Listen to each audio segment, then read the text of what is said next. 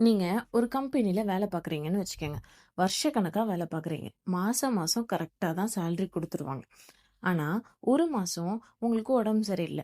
ஒரு 20 நாள், 25 நாள் ஆஃபீஸ் போகல.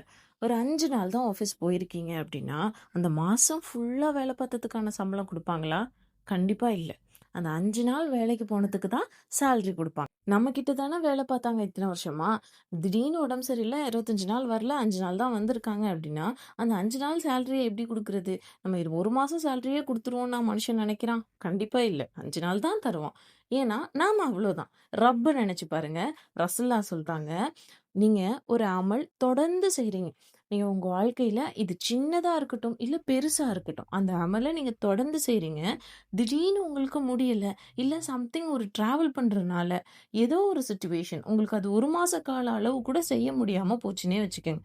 அந்த சமயத்துல கூட, நீ 1 மாச கால அளவு நீ செய்யலன்னாலும், நீ ஆல்ரெடி தொடர்ந்து செஞ்சுட்டே இருந்தில்ல. இந்த 1 மாசம் உனக்கு முடியாம போச்சு. நீ ஹாஸ்பிட்டல்ல இருந்த, இல்ல டிராவல் பண்ண.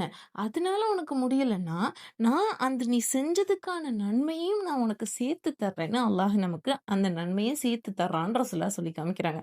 அப்போ அல்லாஹ்வுடைய கருணை எவ்ளோ பெருசானதுன்றதையும் நாம நெனச்சு பார்க்கணும். அஸ்ஸலாமு அலைக்கும் வரஹ்மத்துல்லாஹி வபரகாத்துஹு.